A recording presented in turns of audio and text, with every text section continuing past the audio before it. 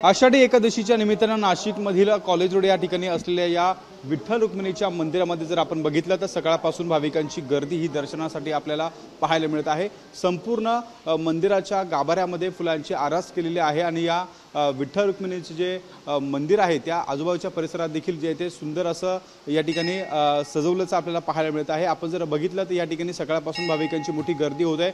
भाविक जे आहे ते मनोभाव या ठिकाणी विठ्ठलाचं दर्शन घेण्यासाठी या ठिकाणी आपल्याला येताना पाहायला मिळत आहे।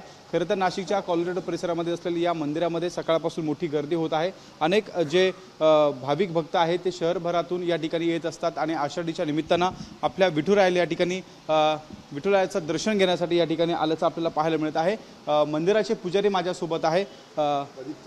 कसं सांगाल आजचं नेमकं काय महत्त्व? नामदेव विठ्ठल मंदिर हे कॉलेज रोडचं मंदिर विष्णुपंत तुपसाखरे आणि सुशीलाताई तुपसाखरे या दोघांच्या संकल्पनेतून उभं राहिलं। त्यानंतर त्यांचे दोन्ही मुलं अशोक आणि संजीवजी दुर्दैवाने आज ते इथे नाही आहेत आणि या सगळ्यांनी या मंदिराची अत्यंत मनोभावे सेवा केली। आता त्यांच्या दोघांच्या पत्नी, त्यांचे मुलं आणि त्यांच्या सुना ही सेवा या ठिकाणी कायम ठेवतायत।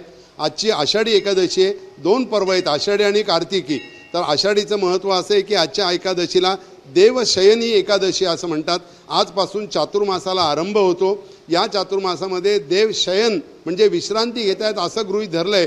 त्यामुळे आपण 4 महिने उपास करून स्वतःचं आरोग्य, स्वतःची नीतिमत्ता, बुद्धी आणि वैचारिकता ही आपण सांभाळायची। इतर वेळेस 4 महिने आपण देवांवरती सोपं होतो की काही झालं तरी परमेश्वर आहे, आत्ता पण तो आहे, परंतु या ठिकाणी इथून पुढचे 4 महिने नियम पाळून आणि कांदा लसूण हे सगळं बंद केलेलं असतं या चातुर्मासामध्ये। आणि यानंतर देवशयनी एकादशीनंतर कार्तिकी एकादशी जी होते तिला प्रबोधिनी एकादशी म्हणतात।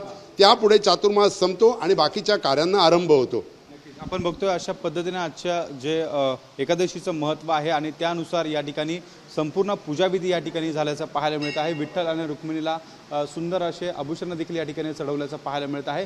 संपूर्ण गाभाऱ्यामध्ये आपण जर बघितलं तर विविध रंगांच्या फुलांची आरास देखील या ठिकाणी केल्याचं आपल्याला दिसून येत आहे आणि एकूणच आज सकाळपासून प्रत्येक भक्त या ठिकाणी आपल्या विठुरायाच्या दर्शनासाठी मोठी गर्दी करत असल्याचं आपल्याला या ठिकाणी पाहायला मिळत आहे।